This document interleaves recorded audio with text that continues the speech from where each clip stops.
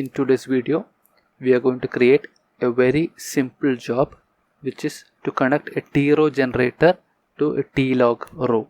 So for this, let's create a job first. Just click on job designs and just create a job. That you have to right click the job designs and create a job. Now you can give a name here. Let's give t-row generator to t-log row. Okay, just click finish. You needn't fill anything else, although they have asked for it. And once you do that, you have a template here, and there are several ways to add these blocks onto this. One way is just left click here and just start writing, that is t-row generator, and double click this, and that will introduce a t-row generator. Another way is on the right hand side, and see that you can click here and just type t-row generator, and once it shows you can just drag it. See, this will create a t-row generator. For the time being we don't require this, so let's delete this. So this is one way of creating a t-row generator. Now t-row generator, as the name suggests, produces a set of rows along with specific column names. Now to create that, just double click on the center, and that will bring about a window like this, and you have to add columns as well as their names and their data types. So I'm going to click the plus sign here. That will create my first column. Just click here and you can edit the name. I'm going to give a name customer ID, and since customer ID is an integer, I'm going to change the type to integer int. This is what I'm going to select. So this is the one that have been selected, integer. Then the better one to select is you just scroll it down and select numeric random int. Okay, numeric dot random int. That is what I've selected, numeric random int. Now I want to create a second column. Let's give this column name. So this name, and this is string, and this you needn't change actually.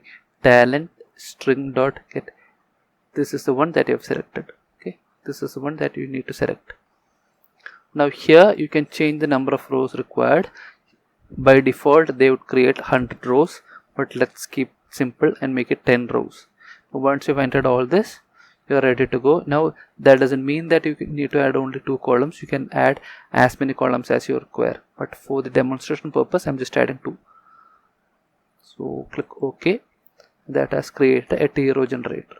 Now we need to see the output, and to see the output we go for a t-log row. So I'm just dragging it from here.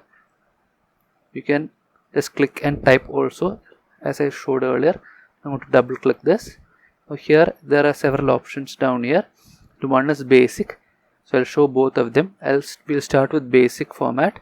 Now basic has a field separator of a pipeline. Let's keep it simple. Now let's connect these two. So for connecting, let's click on the center and right click, select row, main, then bring it to the center of t-log row and click it once. That connects t-row generator to t-log row. Once this is complete, you come down here and click on run for executing this,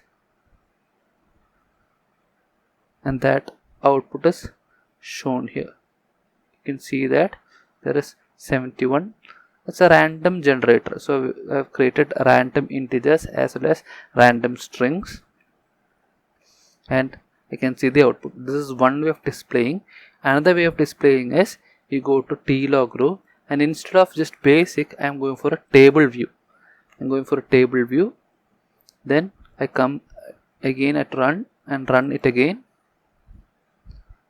and now it shows in a much more better manner. You can see that it's customer ID, column header is there, customer ID, and you can see the customer ID here as well as name displayed.